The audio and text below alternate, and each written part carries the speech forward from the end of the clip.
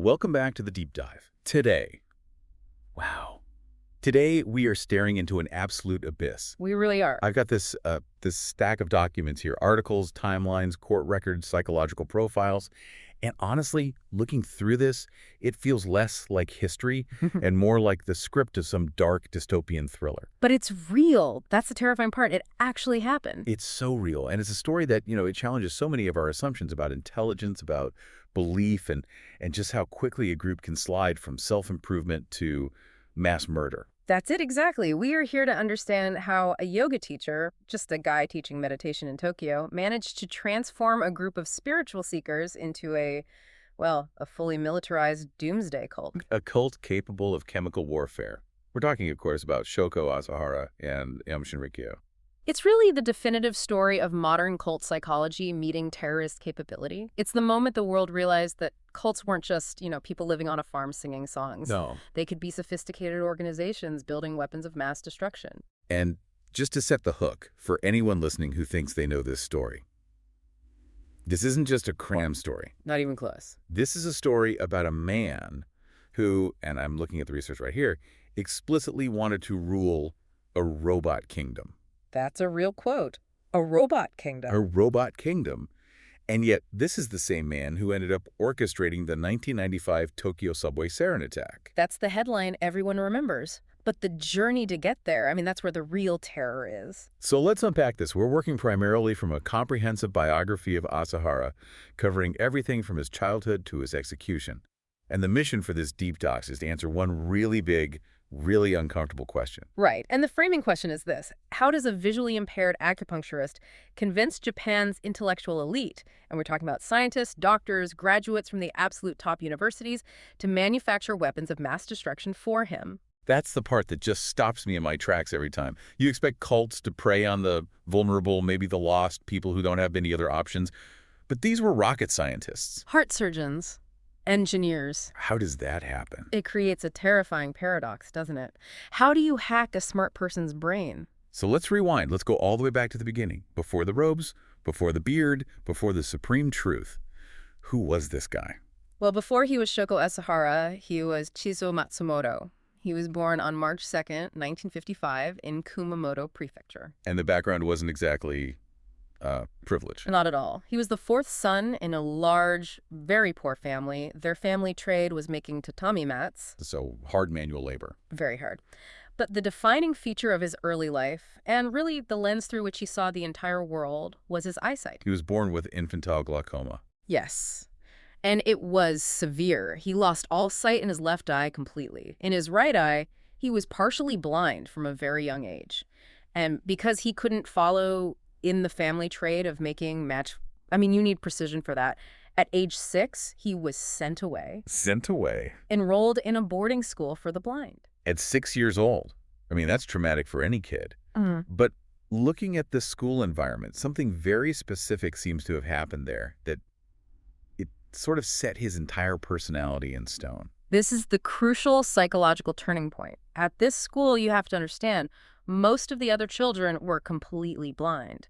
Matsumoto, however, still had some vision in one eye. The one-eyed king in the land of the blind. Literally. And he didn't use that advantage to help people, not at all. He used it to dominate them. He discovered a hustle. The candy store hustle? Yes. He would offer to guide the other kids to the local candy store. Which, on the surface, sounds like a nice thing to do. Except he charged them for it. He essentially taxed them for their disability. He was monetizing his slight advantage over them. It went further than that, though. He became a bully. We have accounts of him beating other students, extorting money, forcing them to do things for him. He figured out early on that having even a slight advantage gave him total power over those who had none. Wow. It established this hierarchy in his mind. I am above, you are below, and my ability justifies my dominance. And he didn't exactly keep his ambitions secret, did he? No. Even as a teenager, he had these grandiose fantasies. He would confide in his schoolmates that he wanted to be the Prime Minister of Japan. And this is where that incredible robot kingdom quote comes in. Right. He told people he wanted to rule a robot kingdom with total power. Now, you could just write that off as a teenager who reads too many comic books. Sure. But if you dig a little deeper, what is a robot kingdom? It's a population that obeys without question. It's a system with no dissent. It was a projection of his desire for absolute automated control. So he graduates in 1973. He's got this hunger for power, and he tries to go the legitimate route first. He does. He aims for the absolute top. He applies to the University of Tokyo. Now, for context, in Japan, today, the University of Tokyo isn't just a good school. It is the school. It's the Oxbridge or the Ivy League of Japan? Exactly. It is the pipeline for prime ministers, for CEOs, for the top bureaucrats. And he didn't just apply anywhere. He applied to the Faculty of Law. Which is the traditional path to becoming prime minister. The only path, really. But he was rejected. He didn't get in. That must have been a massive blow to his ego. It was the closing of the door to legitimate power.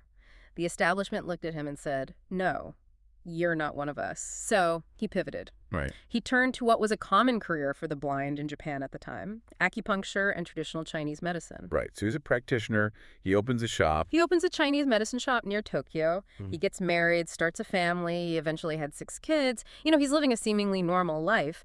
But that hustler side, the kid who taxed blind children for candy, that guy didn't go away. No. In 1981, he had his first real brush with the law. And what did he do?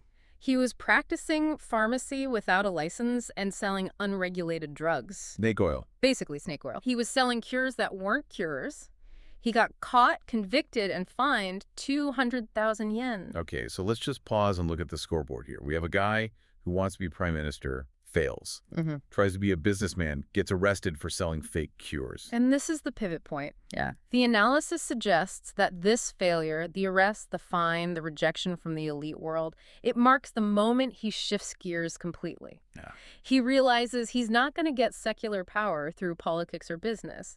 The system is rigged against him, or at least that's how he sees it. So he decides to seek spiritual power instead. If you can't rule the real world, you create your own world where you make all the rules. Precisely. In the spiritual marketplace, there are no entrance exams. There are no licenses to practice being a guru. You just have to be convincing. So we move into the transformation. How do we get from Chizuo Matsumoto, failed medicine seller, to Shoko Asahara, holy guru? It starts with a rebrand, a total image overhaul. He lets his hair grow out long and wild. He grows that distinctive flowing beard that became his trademark. And he changes his name to Shoko Asahara. And he starts studying. He becomes a voracious student of the occult. And it's a real mix. The research lists a pretty wild combination of influences. It's not just one religion, is it? No, it's a buffet. He's pulling from Chinese astrology, Taoism, Western esotericism, yoga, esoteric Buddhism, esoteric Christianity. It's like he's taking bits and pieces that serve his purpose and stitching them together into this patchwork theology. It sounds a bit like he's trying to hack spirituality, finding the shortcuts to power. That's a great way to put it. And to sell this new brand, he needed legitimacy. So he goes to India. Starting in 1984. Right. And this is a key part of his propaganda machine. He manages to meet the 14th Dalai Lama. Now, Asahara spins this meeting into something huge, doesn't he? Oh, massive. He comes back to Japan claiming the Dalai Lama personally gave him a special mission to preach real Buddhism in Japan. He basically tells his followers, the Dalai Lama himself ordained me. I'm the chosen one for this era. But what's the fact check on that? The fact check is, well, false. Years later, the Dalai Lama clarified what happened in that meeting. He said he met Asahara, sure, just like he meets thousands of people, but he described him merely as a strange Japanese man. A strange Japanese man. And he completely denied giving him any special mission. Wow. That's a far cry from Savior of Japan. But I guess Asahara didn't need the Dalai Lama to verify it. He just needed the photo, right? Correct. It was all about the optics. He returns to Japan in 1987 and assumes the title Sonshi, which means guru or venerable master. And then he pulls his most famous stunt. The levitation claim. The levitation claim. Oh, the photo. I'm sure you've seen it. It's him in a full lotus position, seemingly floating in midair. Yes. He looks like he's hovering. He claimed he had mastered meditation to such an extent that he could defy gravity. He published this photo in his own magazines to prove his supernatural power. But let's be real. Was it just a guy jumping really high with his legs crossed? Essentially, yes. It was just a high shutter speed capturing him at the apex of a hop. But you have to think about the time. This is the late 80s.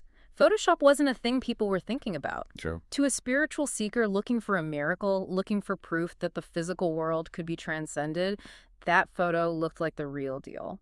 So he starts a group. What was it called initially? It started as a small yoga and meditation class called Aum Shinrikyo no Kai. Which means? The Alperum Immortal Mountain Wizard Association. Mountain Wizard Association. Mhm. That is, well, it's certainly descriptive. A little niche, maybe. It was eventually renamed to Aum Shinrikyo, which translates to Supreme Truth. Much more marketable. And this brings us back to that big question about the membership. Because Mountain Wizard Association sounds like something for, fringe hobbyists. But he starts pulling in some really serious people. He does, and this was deliberate. Asahara specifically targeted the elite. He went after graduates from Japan's top universities, the very institutions that had once rejected him. It was even dubbed a religion for the elite. How do you get a scientist, someone trained in the scientific method, to join a group led by a guy who claims he can fly by hopping? You have to understand the context of Japan in the late 80s, the bubble economy. People were working insane hours. The corporate track was rigid, hierarchical, and frankly soul-crushing for a lot of these brilliant, creative minds. So there was a spiritual void, a meaning crisis. Exactly. You graduate from today, you join a massive conglomerate like Mitsubishi, and you spend the next 40 years pushing paper until you die. Asahara filled that void. He spoke their language, but he twisted it. The source material mentions they used anime and manga themes. Yes, but even more interestingly, they referenced Isaac Asimov. The science fiction writer. The one and only, specifically the Foundation trilogy. Asahara pitched this idea of a group of spiritually evolved scientists who needed to go underground to rebuild civilization after an inevitable collapse. That is an incredibly seductive idea if you're a smart, maybe socially awkward scientist who feels unappreciated by the world. It's perfect for them. We are the Foundation. We are the secret saviors. It weaponized their intellect against their own morality. He told them, the world is going to end in Armageddon. Ordinary people, mass man, can't save it. Only we can. Only the enlightened elite. It gave them a purpose that Sony or Toshiba never could. And he promised them upgrades, right? It wasn't just pray with me and feel good. Right. This was key. The AMSO Salvation Plan promised to cure any illness and, this is the crucial part, improve your intelligence. He told them, if you follow my teachings, you will unlock your brain's full potential. He framed enlightenment almost like a software update for your mind. But behind all the sci-fi promises and the yoga, things were getting dark really fast. Sorry? The training wasn't just sitting on mats. No. The initiation rituals involved the use of hallucinogens, specifically LSD. They would disguise it as a spiritual sacrament. They called it the Christ initiation. So you drug them, and they think they're seeing God, but really they're just seeing Asahara's version of God. Precisely. And they practiced extreme asceticism. The source describes initiates being hung upside down for hours at a time. They use sleep deprivation. And they use shock therapy disguised as yoga practices to purify the body. Wait, shock therapy, like actual electric shock? Yes. It was all about breaking down the individual. You strip away their identity, you drug them, you subject them to intense pain, and then you replace their reality with Asahara's reality. It's classic brainwashing, but it's wrapped in the language of spiritual self-improvement. And I imagine once you're in that deep, you can't exactly just put in your 2 weeks notice and leave. That became the rule. And that leads us directly to the turning point. The moment Aum Shinrikyo went from a weird, abusive cult to a murderous organization. We're moving into the Sakamoto family murder. This is 1989. Right. So Aetsurum is starting to face some real heat. Parents are complaining that their kids are being held against their will. There are accusations of extortion, of forcing members to sign over their entire life savings. And standing in their way is a lawyer named Tsutsumi Sakamoto. He was a huge threat, a serious legal threat. He was only 33, but he was working on a class action lawsuit against the cult. He was gathering evidence that could dismantle the whole organization. And this brings us to a massive media scandal involving TBS Tokyo Broadcasting System. This is one of the biggest ethical failures in the history of broadcast journalism. It's just staggering. What happened there? TBS taped an interview with Sakamoto where he laid out his case against the cult. But before they could air it, ACM officials somehow found out and demanded to see the tape. And TBS just showed it to them. They showed the cult the interview with the whistleblower before broadcasting it, and without Sakamoto's knowledge or consent. Unbelievable. Aum officials, of course, pressured TBS, and the network actually canceled the broadcast. But more importantly, the cult now knew exactly what Sakamoto was planning. They knew every piece of evidence he had. They basically handed the cult an intelligence briefing on their #1 enemy. They did. Asahara decided Sakamoto had to be silenced. And this is where he introduces the doctrine of POA. POA. We need to explain this because this concept seems to be the engine of their violence. It is. Poa is a concept Asahara twisted from Tibetan Buddhism. Originally, it refers to the transfer of consciousness at the moment of death to achieve a better rebirth. But Asahara reinterpreted it to mean that if someone is accumulating bad karma, like, say, a lawyer attacking the supreme truth, it is actually an act of mercy to kill them. Wait, so killing them is doing them a favor? In his twisted logic, yes. By killing them, you stop them from accumulating more bad karma, which saves their soul in their next life. It transformed murder into a spiritual service. That is a terrifying mental gymnastic. It's the ultimate rationalization. So, November 1989, Asahara orders a hit team. And you have to note who is on this team. It includes Hideo Murai, the chief scientist. The scientists are now the enforcers. Was the initial plan? Originally, they planned to kidnap Sakamoto at a train station. They were going to use hypodermic needles to sedate him. But he didn't show up. It was a national holiday, so he was at home with his family. So they changed the plan on the fly. They went to his apartment. At 3 a.m., the door was unlocked. And this part of the story it's just hard to read. It wasn't just the lawyer they went after. No. They entered the apartment and they murdered Tsutsumi Sakamoto. They beat him with a hammer, they strangled him, and they injected him with potassium chloride. But his wife, Satoko, was there. So they killed her too? They killed her, and their son, Tatsuhiko... He was a baby. He was 14 months old. They injected a baby with potassium chloride because he was crying and might alert the neighbors. My God. And the cover-up was meticulous. This wasn't a crime of passion. This was a black ops disposal. They took the 3 bodies, put them in separate metal drums, and drove to 3 different rural prefectures, Niigata, Toyama, and Nagano. Why spread them out like that? It was pure strategy. To prevent the police from linking the disappearances if the bodies were ever found. If you find 1 body, it's a murder investigation. If you find 3 together, you immediately know it's the missing Sakamoto family. They even smashed their teeth. Smashed their teeth to prevent dental identification. And it worked.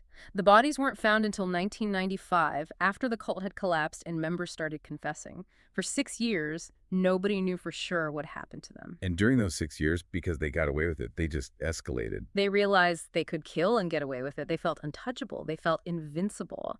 And that emboldened Asahara to dream much, much bigger. This moves us into the full-scale militarization phase, because they didn't just stick to hammers and needles for long. No. Asahara tried to enter politics legitimately one more time in 1990 with something called the Shinri Party. They ran this bizarre campaign. I've seen the videos. It's cult members in white robes and, like, elephant masks dancing and chanting Asahara's name. It looks completely unhinged. It was, and they lost miserably, every single one of them. Asahara took this as a final rejection by society.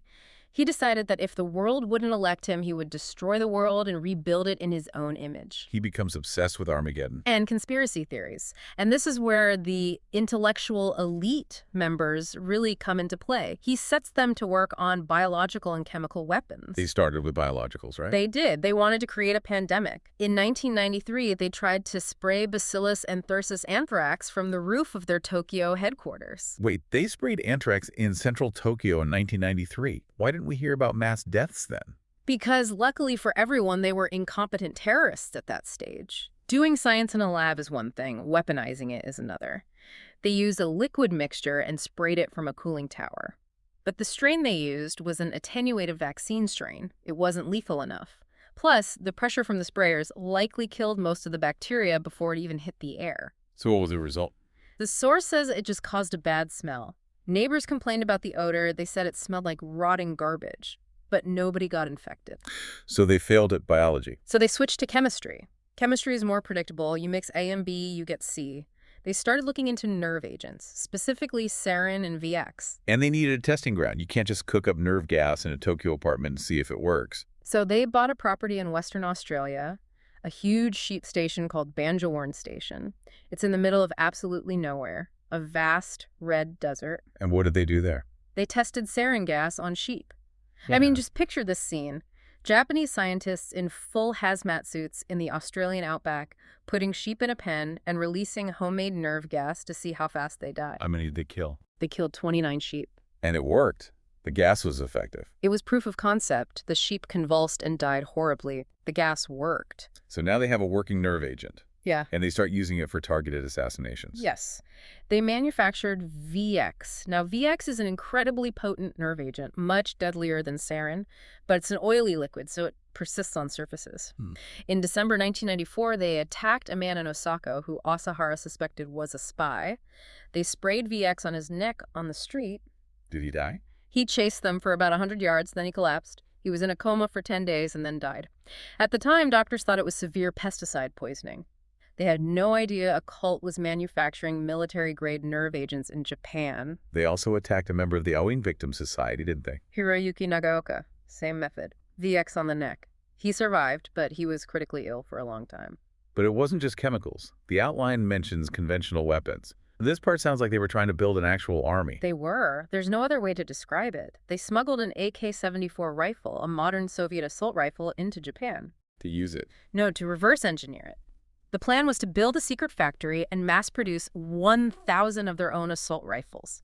They wanted to arm their followers for the final war with the state. 1,000 rifles. Did they succeed? They only finished one working prototype, but the intent was there.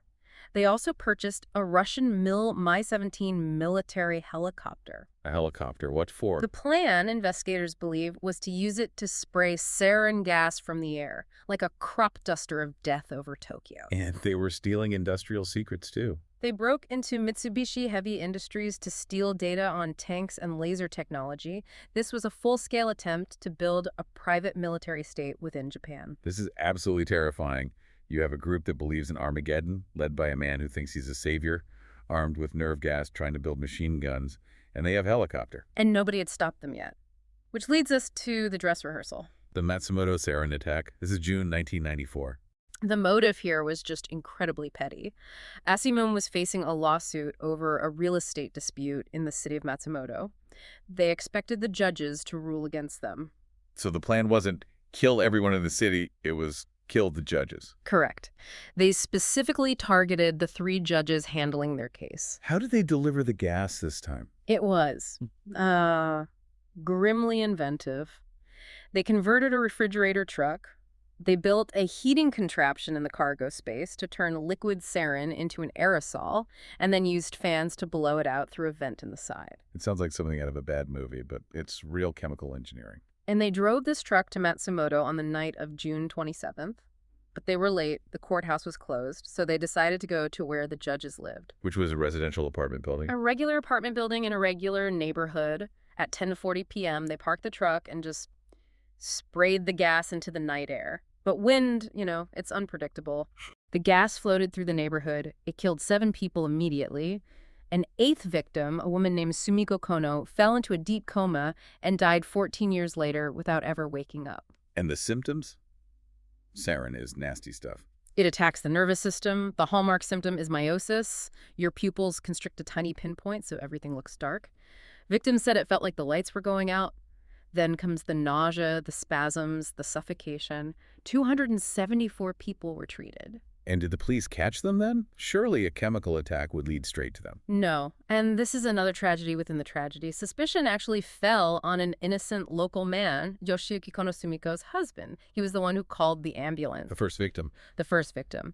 And the police and the media decided he must be the culprit because he had some chemicals in his house for his photography hobby. He was vilified for months. So the real killers got away completely, and the victim was blamed. Precisely. And for the cult, this was a success. They saw it as a successful test run. They proved their homebrewed sarin could kill, and they got away with it. Which brings us to the main event. March 20th, 1995. The day everything changed in Japan, the Tokyo subway attack. Right. By March of 95, the walls are finally closing in on Asahara. The police are planning a massive, simultaneous raid on all the cult facilities across Japan. And he knew it was coming. He was tipped off. He knew the police were coming on March 22nd. So he needed a distraction. A big one. He orders an attack in central Tokyo. The logic was completely twisted. If there is a massive terror attack in the city, the police will be too busy dealing with the chaos to raid the cult. It's a desperate panic move. It is. So March 20th, 1995, during the morning rush hour, they targeted 5 different subway lines, specifically lines that converged on Kasumigaseki Station, which is the hub of the Japanese government. The Diet, the ministries, they're all there. And the delivery method this time. It wasn't a fancy truck. No. It was disturbingly simple and low-tech. They put liquid sarin in plastic bags, like something you'd get from a convenience store. They wrapped them in newspaper. And then what? The perpetrators boarded the trains, dropped the packets on the floor, and then, as they exited the train, they used the sharpened tips of their umbrellas to puncture the bags. So the liquid just leaks out onto the floor of a crowded train car. And evaporates into deadly gas in an enclosed space.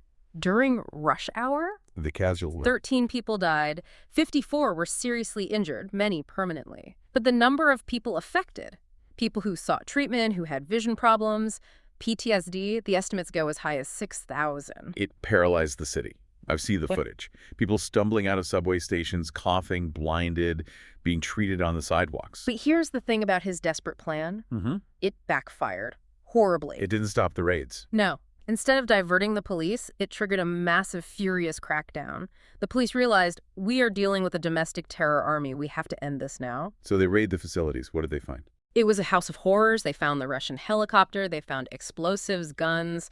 But the chemicals, they found stockpiles of chemicals sufficient to produce enough sarin to kill an estimated 4 million people. 4 million? That's a significant chunk of Tokyo's population. If they had been more efficient, or if they had deployed it from the air like they had planned, the scale is unimaginable. We were all very, very lucky it was a botched job.